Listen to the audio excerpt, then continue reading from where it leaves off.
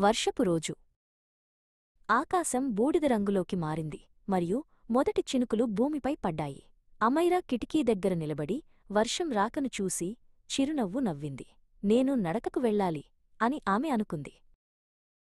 ఆమె బయటకు అడుగుపెట్టింది. గాలిలో మట్టివాసన నిండి ఉంది.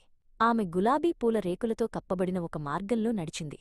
వర్షం వాటిని మెరిసేలా చేసింది. ఆమె నడక ఆమెను ఒక వెదురు అడవిలోకి తీసుకువెళ్ళింది. వర్షం గట్టిగా పడుతోంది మరియు వెదురు ఆకులపై చినుకుల శబ్దం ఒక ప్రశాంతమైన సంగీతంలా ఉంది.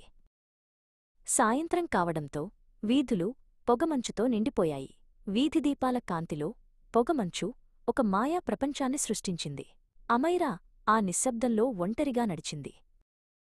ఆమె ఒక చెట్టు దగ్గర ఆగింది మరియు వర్షపు చినుకులు ముదురు రంగు పండ్లపై ఎలా మెరుస్తున్నాయో గమనించింది.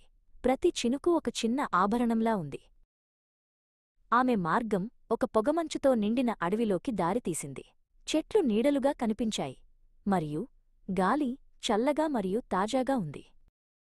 అమైరా ఇంటికి తిరిగి వచ్చినప్పుడు ఆమె బట్టలు తడిసిపోయాయి, కాని ఆమె ఆత్మ తేలికగా మరియు సంతోషంగా ఉంది.